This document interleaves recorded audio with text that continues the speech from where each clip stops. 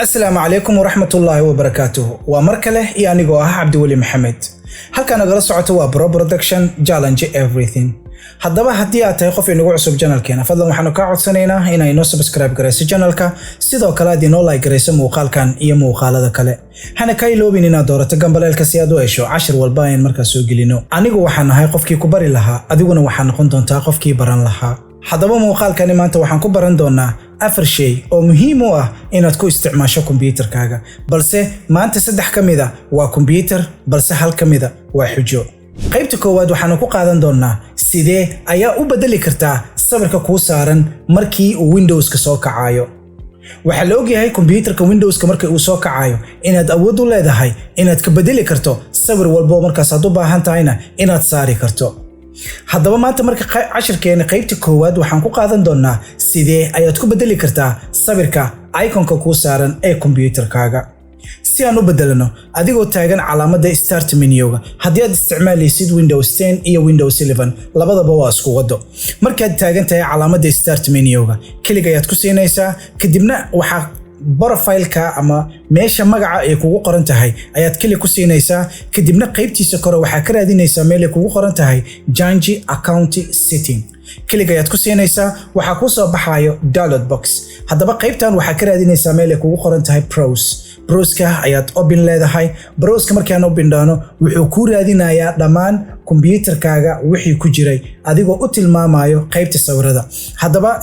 kombiyuutarkaaga wuxuu ku soo tilmaamay destination-ka aad rabtid inaad sawirka ka soo qaado haddaba waxaan arkaynaa inuu halkan inoo saaran yahay sawir kan ayaan double click siinayaa automatically waxaan arkaynaa sawirkii bilowga inoo saarnaa inuu ka bedelmay uuna ku bedelmay sawirka dambe ee hadda shaashada kaaga muuqata qaybta labaad waxaan ku baran doonaa sidee Microsoft Edge marka uu bilowga Windows-ka uu ku yahay waxaad ku arkaysaa mar walba oo aad kiciso inuu ku soo kaco luqadda Carabiga haddaba sidee ayaad ugu bedeli kartaa luqadda Carabiga oo aad ugu bedeli kartaa luqadda Englishka waxaan kicinaynaa Microsoft Edge-ka anaga hadda wuxuu inoo saaran yahay taskbar-ka waxa dhici karta inuusan taskbar-ka ku saarneen oo kugu jira qaybta browser-ka ama qaybta searching-ka isku day inaad isticmaasho Microsoft Edge sababta aan ku jeclaadayna muuqaalada soo socdo ayaad ku daaban doontaa haddaba Microsoft Edge-ka markii aan kiciyo waxa arkaysaa automatically inuu ku soo kacayo luqadda Carabiga haddaba waxaan u baahanahay inaan ka bedelno luqadda Carabiga gacantaada bidix qaybtiisa kore waxa ka arkaysaa calaamad gear kaasoo loo yaqaano settings-ka kaliya ayaad ku siinaysaa kadibna waxaad dooranaysaa luqadii aad u baahan tahay inaad ka dhigato haddaba qaybtan waxa ka raadinaynaa meel ay kugu qoran tahay al-luqa luqadan ayaa kaliya ku siinaysaa kadibna kor ayaad yara aadaysaa ilaa inta aad ka arkaysid language-ka aad u baahan tahay inuu kugu soo kaco haddaad French jeceshahay haddii aad jeceshahay Turkish whatever aad u baahan tahay haddaba anaga waxaan ka dooranaynaa United States kaas ayaan kaliya ku siinaynaa automatically waxaan arkaynaa hadda kadib inuu ku soo kici doono luqadda Englishka haddii ay English tahay aad u baahan tahay Arabigaaga hore inaad ku cishato gacantaada midig ayaad kaliya ku siinaysaa calaamadda gearka kaasoo loo yaqaan setting kadibna language and currency-ga ayaad kaliya ku siinaysaa kadibna luqadii aad u baahan tahay ayaad ku bedelan kartaa qaybtaasna waxaa inoogu dhan inaad bedeli kartid Microsoft Edge adigoo ka bedelayo luqadda qaybta saddexaad waxaan ku baran doonaa adigoo uu ku kacsan yahay kombiyuutarkaaga ayaa waxaad rabtaa inaad isticmaasho tusaale browser ha noqoto Chrome ha noqoto Microsoft Edge ha noqoto Firefox wixii markaad isdhihi karto waad isticmaali kartaa ayaad isticmaashaa tusaale sida la ogyahay markii aan kiciyo Edge haddii haddana Edge aan rabo inaan kiciyo ma kicin karo you know why because if hadda click siiyo minimize uu noqonaa sidoo kale markii aan kiciyo Chrome iyadana waa sidoo kale markii aan rabo inaan Chrome aan isticmaalo waa new one because aniga Chrome ma isticmaalo waa arkaysaa it is brand new si cusub oo ku soo kacay haddaba waxa arkaysaa Chrome-ka markii aan isticmaalayo oo aan rabo inaan mar kale kiciyo click haddaan siiyo ma kacayo kaliya wuxuu u yaqaanaa minimize iyo maximize haddaba sidee ayaa adigoo Chrome isticmaalayo ama Edge isticmaalayo ku kicin kartaa multiple Chrome ama multiple browser-kii aad u baahan tahay for example hadda waxa arkaysaa Microsoft Edge mid ayaa inoo kacsan sidee mid kale ugu dulfuri karaa waxaan ugu dulfuri karaa adigoo isticmaalaya muuskaaga ayaad waxa taabanaysaa midkan ay ku qoran tahay ama loo yaqaano mouse wheel mouse wheel-ka ayaa hoos u riixaya mouse wheel-ka ayaan hoos u riixayaa waxa arkaysaa browser kale inuu ii furmay haddii aan dhaho fiiri midkan waa mid kale waa dul tagay haddana mid kale aan ka dul furtay waa arkaysaa mid kale ii kacay waa dul tagay mid kale aan furtay taas waxay ku saalaysaa dhammaan shortcuts-yada uu leeyahay muuskaaga inaad ku isticmaali karto adoo u baahan mid inuu kuu kacsan yahay mid kalena aad ka daba kiciso adoonan dhowr taabis aadan isticmaalin intaas kaliya ma ahan xitaa waxaa awood u leedahay file explorer-ka inaad ku kicin karto waa dul tagaysaa kaliya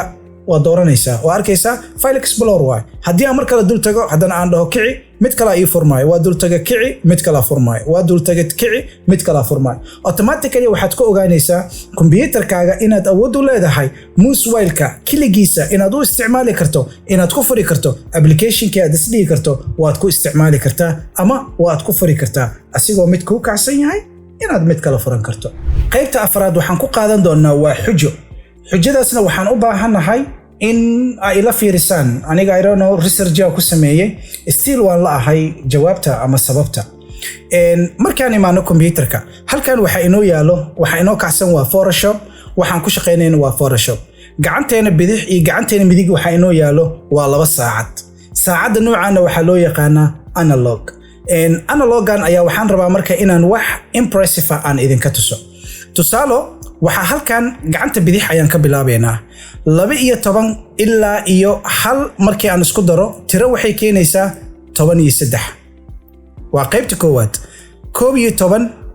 iyo 2 markii aan isku darana waxay keenaysaa 13 10 iyo 3 markii aan isku darana waxay keenaysaa 13 sidoo kale 9 iyo 4 markii aan isku daro waxay keenaysaa 13 sidoo kale 8 iyo 5 markii aan isku diro ama aan isku daro waxay keenaysaa 13 sidoo kale 7 iyo 6 markii aan isku daro waxay keenaysaa 13 jawaabtu waxay tahay marka why 13 ay u soo baxdaa qaybta koowaad jawaabta adigaan ka rabaa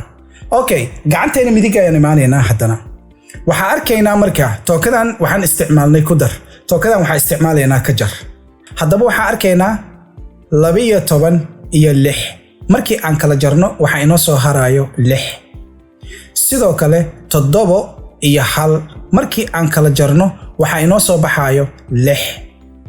sidoo kale 8 iyo 2 markii aan kala jarno waxaa inoo soo baxayo 6